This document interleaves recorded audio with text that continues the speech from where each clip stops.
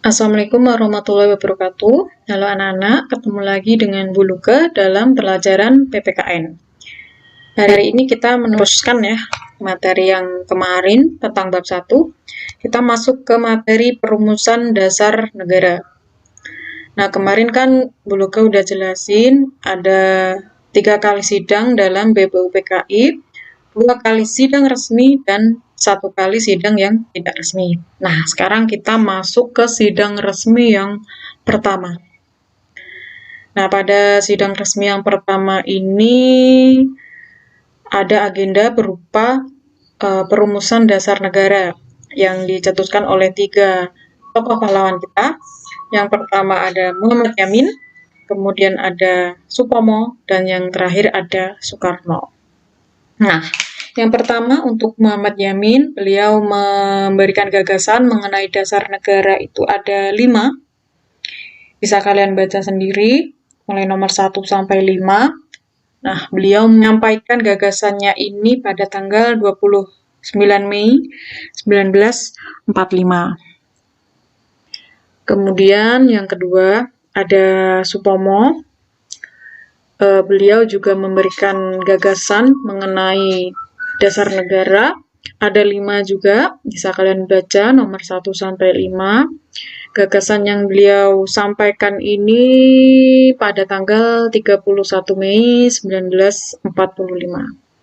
Dan yang terakhir menurut Soekarno pada tanggal 1 Juni 1945 sama juga memberikan 5 gagasan. 5 gagasan ini bisa kalian baca sendiri nomor 1 sampai 5. Selanjutnya ada sidang yang tidak resmi. Nah, untuk sidang yang tidak resmi ini kita tidak tahu kapan tanggalnya karena di buku manapun tidak dijelaskan kapan terjadinya peristiwa ini.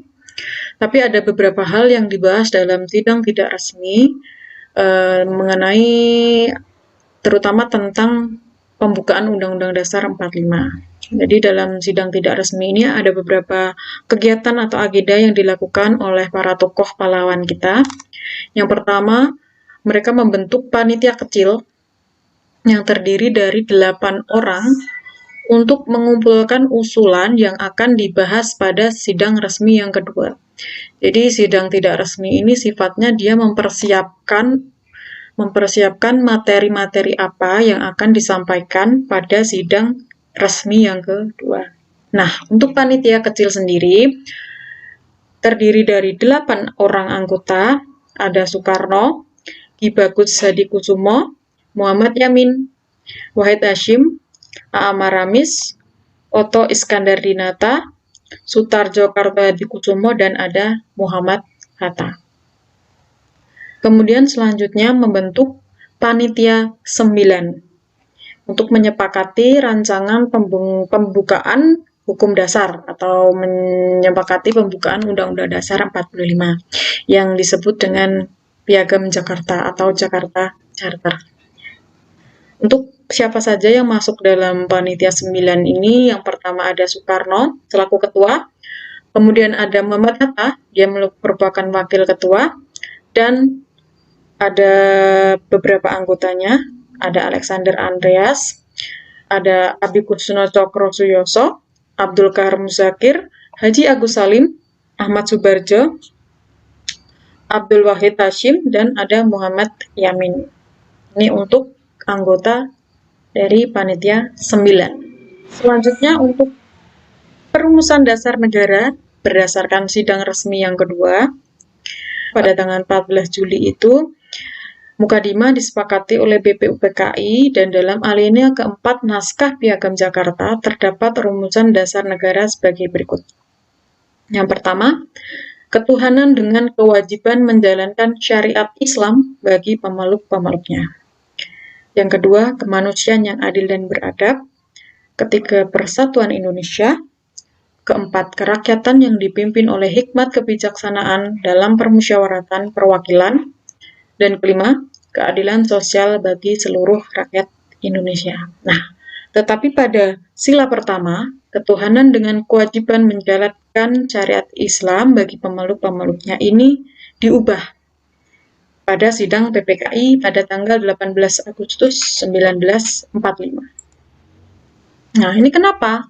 Kenapa sila pertama Piagam Jakarta tersebut harus diubah dari yang awalnya ketuhanan dengan kewajiban menjalankan syariat Islam bagi pemeluknya, diubah menjadi ketuhanan yang Maha Esa. Itu kira-kira kenapa?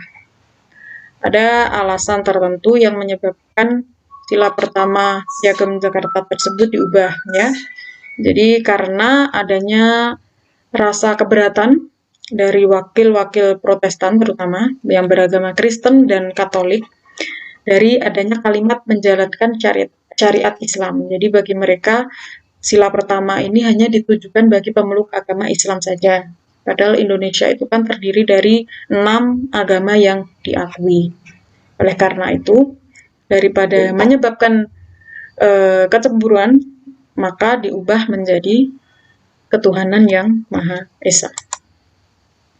Nah, setelah diubah, yang tadinya Piagam Jakarta tersebut diubah, maka dengan demikian disahkan rumusan dasar negara yang tercantum dalam pembukaan Undang-Undang Dasar 45 pada alena keempat, yaitu yang kita sebut sebagai Pancasila. Kalian semua pasti sudah hafal tentang teks Pancasila. Gak mungkin kalau nggak hafal. Oke, mungkin cukup itu untuk pertemuan kali ini.